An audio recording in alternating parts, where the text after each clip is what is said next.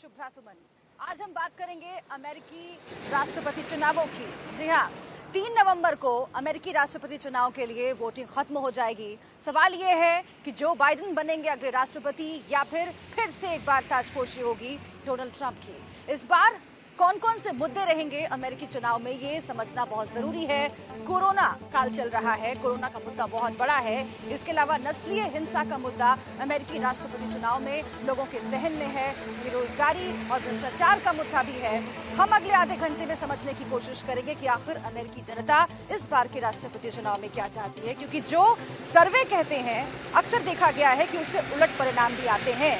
इस बार तमाम सर्वे में जो बाइडेन को अमेरिका का अगला राष्ट्रपति बनाते हुए दिखाया जा रहा है, लेकिन पहले भी ऐसा हो चुका है कि तमाम सर्वे को खारिज करते हुए पिछली बार की तरह क्या इस बार भी डोनाल्ड ट्रंप फिर से एक बार अमेरिका के राष्ट्रपति बनेंगे? और अगर ऐसा होता है तो इसके क्या मायने हैं भारत के लिए, इसके क्या मायने हैं पूरे विश्व के लिए? क्योंकि अमेरिका से जो नीतियां तय होती हैं वो सामाजिक, आर्थिक, कूटनीतिक स्तर पर पूरी दुनिया पर असर डालती हैं। इसीलिए अगले आधे घंटे तक अमेरिकी चुनाव से जुड़ी हुई हर एक बारीक से बारीक चीज हम आपको बताएंगे, अपने एक्सपर्ट से डिस्कशन भी करेंगे। लेकिन सबसे पहले जानिए कि आखिर अमेरिकी राष्ट्रपति चुनाव में इस बार क्या खास है।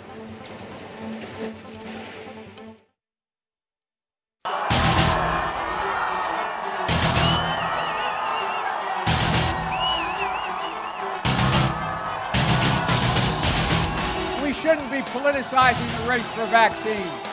We should be planning for its safe use and free and equitable distribution. America में अब की बात किसकी सरकार?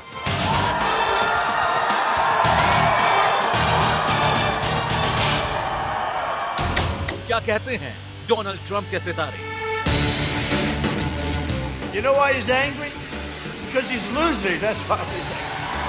No, it's very agitated. I don't think he knows he's losing. I don't think he knows anything, actually. क्या Biden के हाथों में होगी कमान?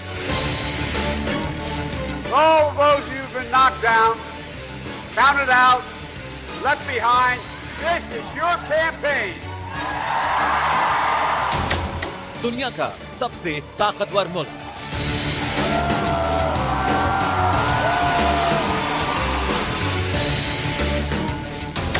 पूरी दुनिया पर पड़ता है जिसके चुनावों का असर।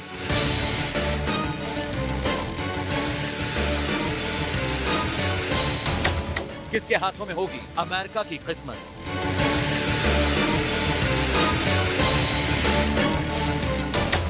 चीन, रूस, भारत, सबकी अमेरिका पर नजर।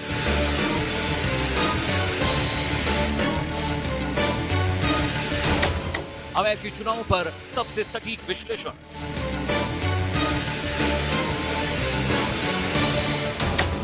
यूएस इलेक्शन की हर एबीसीडी।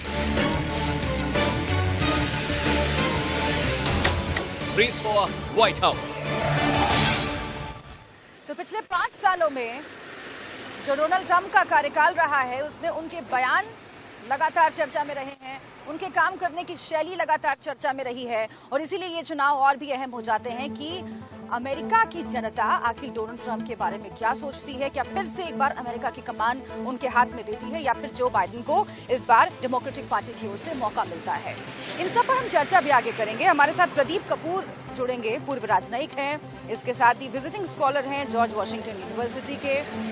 हम उनसे चर्चा की शुरुआत करें उससे पहले एक रिपोर्ट आपको दिखाते हैं, जिस रिपोर्ट के जरिए आप ये समझेंगे कि वो कौन कौन से 5 कारण हो सकते हैं जिन्हें ध्यान में रखते हुए ये कहा जा सकता है कि डोनाल्ड ट्रंप फिर से एक बार अमेरिका के राष्ट्रपति पद पर काबिज हो सकते हैं। और अगर ऐसा होता है तो अमेरिका के लिए और पूरे विश्व के लिए इसके क्या मायने होंगे, समझिए इस रिपोर्ट में।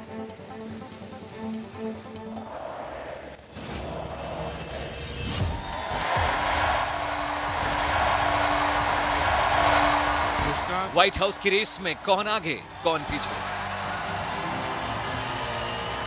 You joined our movement, the greatest movement in the history of our country.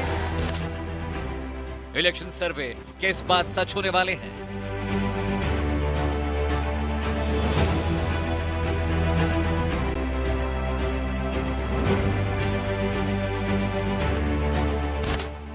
US चुनाव में क्या है चुनावी पंडितों का दावा? is a movement like we've never seen in the history of our country. We will make America safe again. And we will make America great again. Thank you, Orlando. Thank you, Florida. क्या आपकी बार US देगा Biden को कमान? Some people are always in a hurry. They run when they could walk. Race up steps when others take it slow.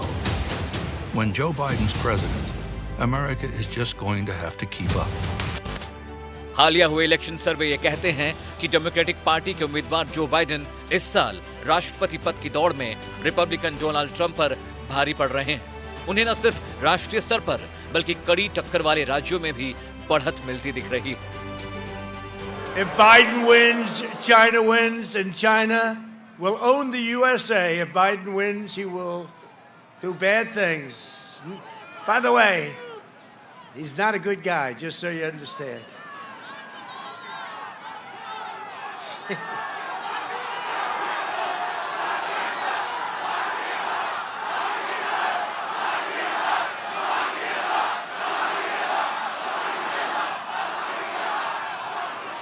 Is there any place you would rather be than a Trump rally on about a 10-degree evening? 10 degrees. Record तोड़ चुनावी fund इकट्ठा करने की वजह से democratic party को एक बड़ा फाइनेंशियल फायदा भी है। चुनावी विश्लेषकों को लगता है कि शायद ट्रंप ये चुनाव हार जाएं। We won't have to wait to deal with COVID-19. He's already got a plan. Won't have to wait for a president on the side of working families. He's from Scranton. No one has to tell him Wall Street didn't build this country. He knows who did. We're a nation that's been hit hard by this virus. But Joe Biden knows when you get knocked down, you get up off the mat. Net silver के 538.com blog के मुताबिक Biden के जीतने की संभावना 87% है, जबकि decision desk HQ का मानना है कि बाइडेन के जीतने की संभावना 83.5% है। राष्ट्रपति बनने के लिए किसी भी उम्मीदवार को 270 से अधिक इलेक्टर्स के समर्थन की जरूरत होती है।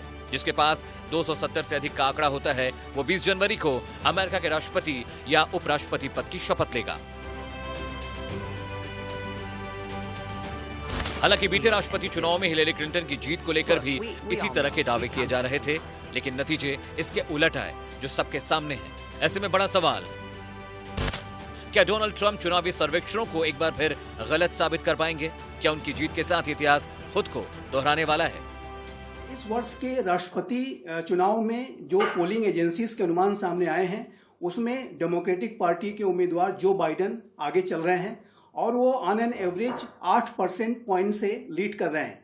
और प्रेसिडेंट ट्रंप को हालांकि ट्रेलिंग करते हुए दिखाया जा रहा है, लेकिन इन पोलिंग अनुमानों पे भरोसा नहीं किया जा सकता। जब तक फाइनल रिजल्ट नहीं आ जाते तब तक ये कहना मुश्किल होगा कि अमेरिका के मतदाताओं ने किसके पक्ष में फैसला दिया है।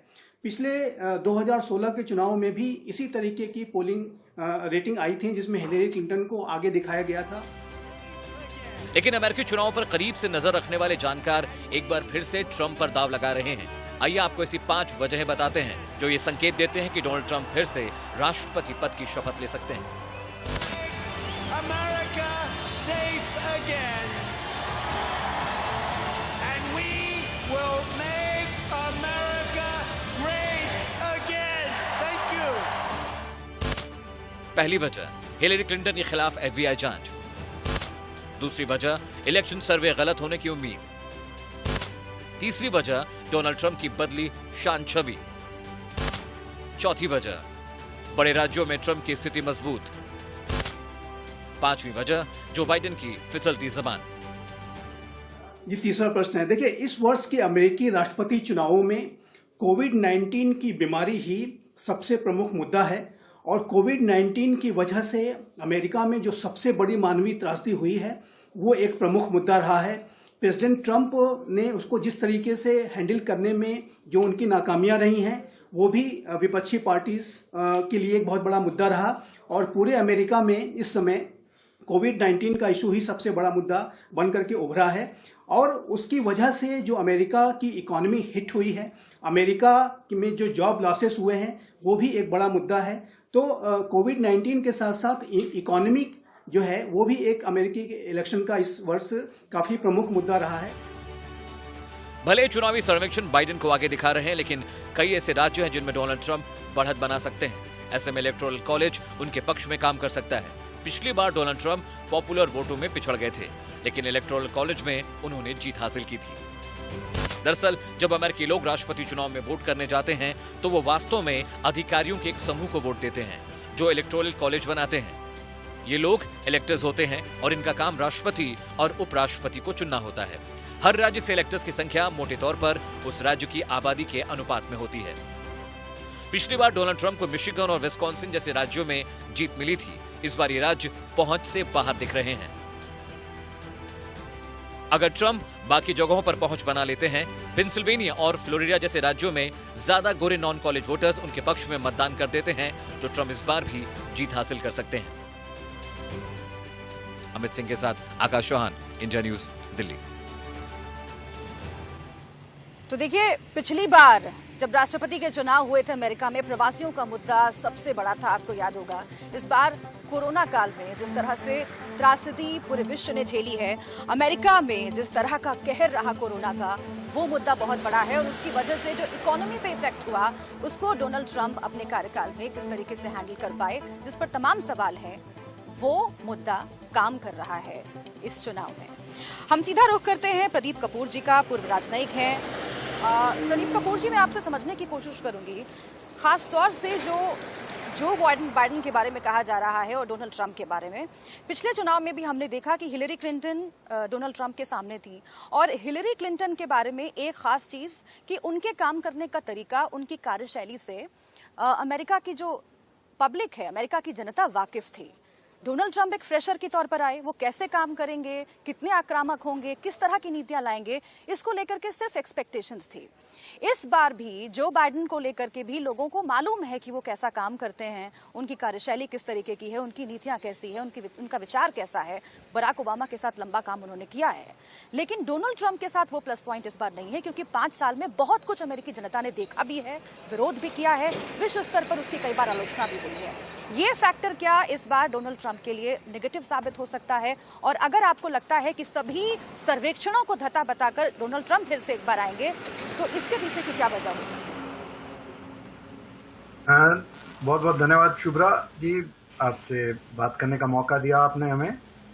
ऐसा है कि डोनाल्ड ट्रंप का जो पिछली बार का मुद्दा था कि वो he will drain the swamp, सारा स्वैम्प को ड्रेन करेंगे, वो इस समय फिर भी है, इस समय भी है ये मुद्दा कि उन्होंने काम अपना कंप्लीट नहीं किया है और उसका जो बाकी बचा है स्वैम्प को ड्रेन करने का कार्य, वो इस समय फिर पूरा करेंगे 4 साल में आगे। कोरोना का जो किस्सा रहा, मुद्दा रहा है, वो बहुत ही मुश्किल रहा है। इतना ताकतवर देश है यूनाइटेड स्टेट्स ऑफ अमेरिका, सबसे ताकतवर दुनिया का, और उसकी बड़ी दुर्दशा हुई है।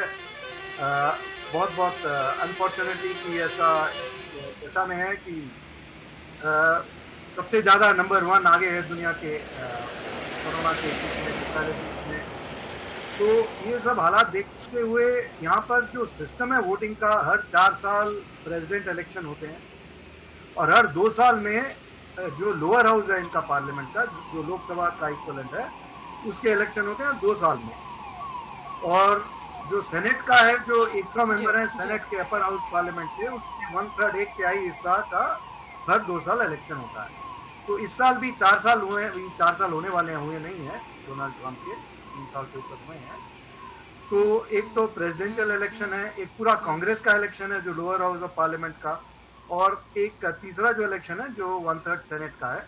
बट इसमें देखने की बात यह है कि दुनिया में इलेक्शंस में इतना अंतर आ गया है कि आज हम जिस हिसाब से इंटरेस्ट देख रहे हैं भारत में और बाकी देशों में, पूरी दुनिया में, एक नेशनल इलेक्शंस में, वो आज तक कभी हमने देखा नहीं है इस हद तक कि ऐसा लग रहा है भारतीयों की कि उनका भी इलेक्शंस है। हर देश में लोगों को लग रहा है कि ये उन्हीं का इलेक्शंस है। तो ये एक तो अंतर बहुत आ गया है। तो डोनाल्ड ट्रंप भी इसके काफी जिम्मेवार हैं कि उन्होंने इन चीजों को ट्वीट करके पूरी दुनिया के साथ डायलॉग शुरू करके, चूंकि आप मुद्दों की बात कर रहे हैं प्रदीप जी, चूंकि आप मुद्दों की बात कर रहे हैं तो एक छोटा सा जवाब मैं आपसे चाहूंगी कि कोरोना का मुद्दा तो है ही, और इस बार कई ऐसे मुद्दे छूट गए जो पहले के चुनावों में हावी रहते थे। प्रवासियों का मुद्दा हो, वीजा का मसला हो, ये तमाम बातों का जिक्र कम हो रहा है, लेकिन गरीबी, भ्रष्टाचार, इकोनॉमी पर बात हो रही है क्योंकि कोरोना ने सब कुछ बिल्कुल तहस नहस करके रख दिया। लेकिन नस्लीय हिंसा भी एक बहुत बड़ा मुद्दा है प्रदीप जी, और इसका कितना असर इस बार के चुनाव में हो सकता है, क्योंकि डोनाल्ड ट्रंप के कई बयानों से ऐसा लगा कि लोग उससे खुश नहीं हुए, लोग नाखुश हुए, और लोगों को लगा कि ये अमेरिका को पीछे ले जाने वाली बात है। खासतौर से जिस तरीके के प्रोटेस्ट हुए वहां पर पिछले कुछ दिनों से, शहर के शहर हमने देखा कि बहुत ही ज्यादा डिस्टर्ब हुए। वो मुद्दा क्या हावी रहेगा? बात सही है कि हर तरह के मुद्दे हैं इलेक्शंस में। कुछ तो अंदरूनी है जो देश के लेवल पे हैं, जैसे आपने कहा रेस के क्वेश्चंस हैं, इकोनॉमी के क्वेश्चंस हैं, और जो सारा इमिग्रेशन के क्वेश्चंस हैं। वीजा की तो बात है इंटरनेशनल, बट जो माइग्रेंट्स हैं यहाँ पर उनके क्वेश्चंस हैं। तो ये सब इम्पोर्टेंट इश्यूज हैं इस इलेक्शंस में। बट जब आप दोनों उम्मीदवारों के भाषण सुनो या बातें सुनो या इंटरव्यू सुनो, तो उनका जो लेवल है डिस्कोर्स का, उसमें जो सब्सटैंटिव इश्यूज की बात होती है वो बहुत कम होती है। वो आपस में एक दूसरे को अटैक करते हैं ज़्यादा पर्सनालिटी लेवल पे, पर्सनल लेवल पे। तो जैसे अभी इकोनॉमी अभी बाउंस कर रही है वापस फिर से, तो इसका भी असर होगा डोनाल्ड ट्रंप को पॉजिटिव। ज़्यादा बाइडेन को तो नहीं होगा इस पे, बट वो कितना किस अमेरिका में जो इलेक्शन है किस हद तक वो बैलेंस हो सकेगा ये पता नहीं, क्योंकि यहाँ पर जो तरीका इलेक्शंस का जो मैं समझा रहा था पहले भी, ये एडवांस वोटिंग एक बहुत होती है यहाँ पर, बहुत ज्यादा हद तक। एक जो बैलेट है, पोस्टल बैलेट, जो मेल के थ्रू जरिए की जाती है, वो भी इस साल बहुत ज्यादा हुई है। हर साल होती है, हर इलेक्शन में होती है, हर टाइम इलेक्शन जब होते हैं तो होती है, बट बहुत कम होती है। तो टोटल अगर 250 मिलियन 240 मिलियन के करीब वोटर हैं, तो उनमें से 50-55% वोट करते थे हर टाइम 120 मिलियन के करीब। इस साल अंदाज है कि 160 मिलियन के करीब वोट करेंगे, तो 60% से भी 7% से भी ऊपर जाएगा। इसमें ऑलरेडी जो देखा जा रहा है कि मैं लौटती हूँ आपके पास जी, मैं लौटती हूँ आपके पास। और समझना बहुत ज़रूरी है कि जिन चुनावी सर्वेक्षणों की हम बात कर रहे हैं, जब वो रिजल्ट में तब्दील होंगे तो वहाँ पर किस तरीके का फ़र्क हम देखेंगे। क्योंकि आप देखिए इस बार के जो मुद्दे रहे हैं उसमें आतंकवाद बहुत ज़्यादा चर्चित नहीं रहा है, तमाम दूसरे मसले ऐसे रहे हैं, वर्किंग वीज़ा का मसला बहुत ज़्यादा चर्चा में नहीं रहा है, लेकिन हाँ नस्लीय हिंसा का मसला है जिन्होंने लोगों को छुआ है।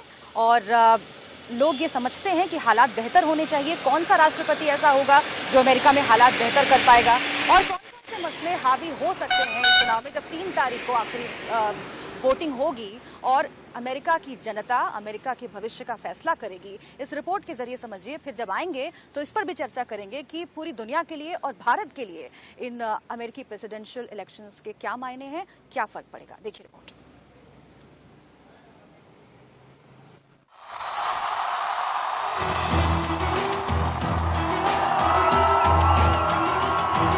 We're going to have an even bigger evening and an even better evening on November 3rd. America में राष्ट्रपति चुनाव की घड़ी आ गई है। 3 नवंबर के मतदान के बाद ये पता चल जाएगा कि दुनिया के सबसे ताकतवर देश में किस पार्टी की सरकार आएगी। डोनाल्ड ट्रंप दूसरे कार्यकाल के लिए व्हाइट हाउस पहुंचेंगे या डेमोक्रेटिक उम्मीदवार जो बाइडेन राष्ट्रपति चुने जाएंगे। इनमें से भले ही कोई राष्ट्रपति चुना जाए, लेकिन इस बार का अमेरिकी चुनाव कई मायनों में ऐतिहासिक है। खासकर कोरोना महामारी के दौर में चुनाव का होना, चीन, कोरोना, नस्ली भेदभाव और जलवायु परिवर्तन जैसे मुद्दों का चुनाव में हावी होना। इनके अलावा अमेरिका में पहली बार ऐसा होगा जो न सिर्फ ऐतिहासिक है बल्कि भारत के लिए भी गर्व की बात है। दरअसल अमेरिका में रहने वाले भारतीय मूल के लोगों की इस चुनाव में अहमियत बढ़ी है।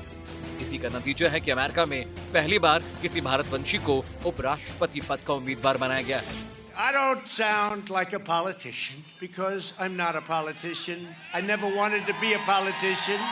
I became a politician for one very specific reason, because we're doing a job in the history of our country. In the first 3.5 years, nobody has done what we and this administration has been able to do with regulations, with taxes, with rebuilding our military, with strengthening our borders. राष्ट्रपति पद के दोनों उम्मीदवार भारतीय मूल के वोटरों को लुभाने के लिए कोई कसर नहीं छोड़ रहे। ये सब भारत के हित के लिहाज से बेहद अहम हो जाता है। देखिए, वर्तमान समय में अमेरिका राजनीतिक रूप से एक डिवाइडेड हाउस नजर आता है। वर्तमान समय में राष्ट्रपति ट्रंप के भी स्ट्रांग सपोर्टर्स हैं। जो दक्षिणपंथी जितने भी विचारधारा वाले लोग हैं वो बहुत ही स्ट्रांगली और पैशनेट तरीके से राष्ट्रपति ट्रंप को सपोर्ट कर रहे हैं, और लेफ्ट लिबरल जो ग्रुप्स हैं वो राष्ट्रपति बिडेन की उम्मीदवारी को सपोर्ट कर रहे हैं। आइए फिर से एक बार हम प्रदीप जी का रुख कर लेते हैं। प्रदीप जी, भारत के संदर्भ में समझना बहुत जरूरी है कि इन इलेक्शंस के क्या मायने हैं और भारत पर क्या असर पड़ेगा जो बाइडेन अगर जीतते हैं और डोनाल्ड ट्रंप अगर फिर से एक बार वापस आते हैं, क्योंकि H1B1 का मुद्दा बहुत बड़ा रहा। प्रवासियों के मुद्दे पर, खासतौर से भारत से जो स्टूडेंट्स वहां पर पढ़ने जाते हैं, जो लोग नौकरी करने के लिए जाते हैं, उनके लिए बहुत महत्वपूर्ण है कि अमेरिका की आगे की नीतियां कैसे तय होंगी। प्रदीप जी के साथ जो अमेरिका के रिश्ते हैं इस समय पे, यहाँ पर वॉशिंगटन डीसी में और पूरे अमेरिका में ये ख्यालात है कि जो हमारा स्ट्रैटेजिक रिलेशंस है आपसी, वो बहुत अहमियत रखता है इनकी दिशा में, इनकी नज़र में। और जो पॉलिटिकल रिलेशंस हैं वो बहुत स्ट्रांग है इस समय पे।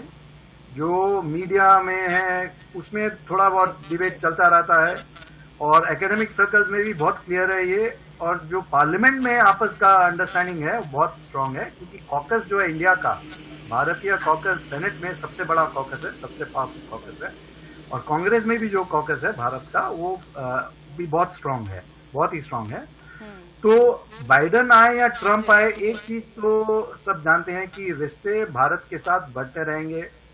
ट्रंप के साथ थोड़ा तेजी से बढ़ेंगे, क्योंकि जो उन्होंने ये बहुत महत्वपूर्ण बात आपने कही, बिल्कुल महत्वपूर्ण बात आपने कही कि ट्रंप आए या बाइडेन आए, भारत के साथ अमेरिका के रिश्ते पिछले कुछ सालों में बेहतर हुए हैं और आगे भी बेहतर होंगे, और ये अमेरिका को भी सूट करता है, चाहे प्रधानमंत्री अगला कोई भी बने। बहुत शुक्रिया आपका प्रदीप जी हमसे बातचीत करने के लिए। आगे भी अमेरिकी प्रेसिडेंशियल इलेक्शंस पर तमाम अपडेट्स हम आपको देते रहेंगे। 3 तारीख को वोटिंग होने वाली है और अमेरिका की जनता ने जाहिर है अपना मूड बना लिया है। तो क्या होता है अमेरिका में और क्या असर पड़ता है इसका भारत पर, चीन पर, और इसके साथ ही भारत चीन रिलेशंस की अगर हम बात करें तो भी अमेरिकी प्रेसिडेंशियल इलेक्शंस का बहुत महत्व है इस संदर्भ में भी। आगे भी तमाम अपडेट्स के लिए आप देखते रहिए इंडिया न्यूज। एक छोटा सा break.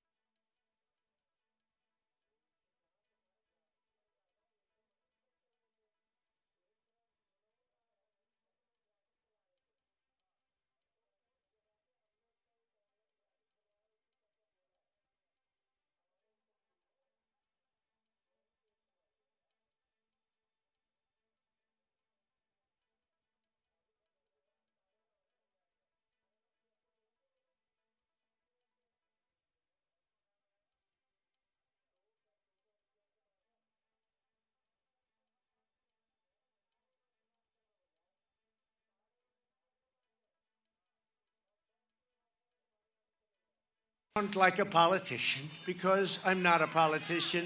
I never wanted to be a politician. I became a politician for one very specific reason, because we're doing a job in the history of our country. In the first 3.5 years, nobody has done what we and this administration has been able to do with regulations, with taxes, with rebuilding our military, with strengthening our borders. राष्ट्रपति पद के दोनों उम्मीदवार भारतीय मूल के वोटरों को लुभाने के लिए कोई कसर नहीं छोड़ रहे। ये सब भारत के हित के लिहाज से बेहद अहम हो जाता है। देखिए, वर्तमान समय में अमेरिका राजनीतिक रूप से एक डिवाइडेड हाउस नजर आता है। वर्तमान समय में राष्ट्रपति ट्रंप के भी स्ट्रांग सपोर्टर्स हैं। जो दक्षिणपंथी जितने भी विचारधारा वाले लोग हैं वो बहुत ही स्ट्रांगली और पैशनेट तरीके से राष्ट्रपति ट्रंप को सपोर्ट कर रहे हैं, और लेफ्ट लिबरल जो ग्रुप्स हैं वो राष्ट्रपति बिडेन की उम्मीदवारी को सपोर्ट कर रहे हैं। आइए फिर से एक बार हम प्रदीप जी का रुख कर लेते हैं। प्रदीप जी, भारत के संदर्भ में समझना बहुत जरूरी है कि इन इलेक्शंस के क्या मायने हैं और भारत पर क्या असर पड़ेगा जो बाइडेन अगर जीतते हैं और डोनाल्ड ट्रंप अगर फिर से एक बार वापस आते हैं, क्योंकि H1B1 का मुद्दा बहुत बड़ा रहा। प्रवासियों के मुद्दे पर खासतौर से भारत से जो स्टूडेंट्स वहां पर पढ़ने जाते हैं, जो लोग नौकरी करने के लिए जाते हैं, उनके लिए बहुत महत्वपूर्ण है कि अमेरिका की आगे की नीतियां कैसे तय होंगी।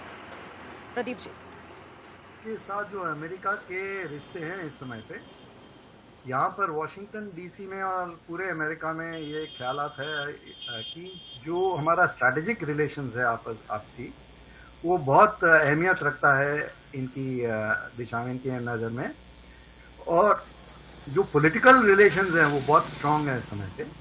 जो मीडिया में है उसमें थोड़ा बहुत डिबेट चलता रहता है, और एकेडमिक सर्कल्स में भी बहुत क्लियर है ये। और जो पार्लियामेंट में आपस का अंडरस्टैंडिंग है वो बहुत स्ट्रांग है, क्योंकि कॉकस जो है इंडिया का, भारतीय कॉकस सेनेट में सबसे बड़ा कॉकस है, सबसे पावरफुल कॉकस है, और कांग्रेस में भी जो कॉकस है भारत का वो भी बहुत स्ट्रांग है, बहुत ही स्ट्रांग है। तो बाइडेन आए या ट्रंप आए, एक चीज तो सब जानते हैं कि रिश्ते भारत के साथ बढ़ते रहेंगे। ट्रंप के साथ थोड़ा तेजी से बढ़ेंगे, क्योंकि जो उन्होंने ये बहुत महत्वपूर्ण बात आपने कही, बिल्कुल महत्वपूर्ण बात आपने कही कि ट्रंप आए या बाइडेन आए, भारत के साथ अमेरिका के रिश्ते पिछले कुछ सालों में बेहतर हुए हैं और आगे भी बेहतर होंगे, और ये अमेरिका को भी सूट करता है, चाहे प्रधानमंत्री अगला कोई भी बने। बहुत शुक्रिया आपका प्रदीप जी हमसे बातचीत करने के लिए। आगे भी अमेरिकी प्रेसिडेंशियल इलेक्शंस पर तमाम अपडेट्स हम आपको देते रहेंगे। 3 तारीख को वोटिंग होने वाली है और अमेरिका की जनता ने जाहिर है अपना मूड बना लिया है। तो क्या होता है अमेरिका में और क्या असर पड़ता है इसका भारत पर, चीन पर, और इसके साथ ही भारत चीन रिलेशंस की अगर हम बात करें तो भी अमेरिकी प्रेसिडेंशियल इलेक्शंस का बहुत महत्व है इस संदर्भ में भी। आगे भी तमाम अपडेट्स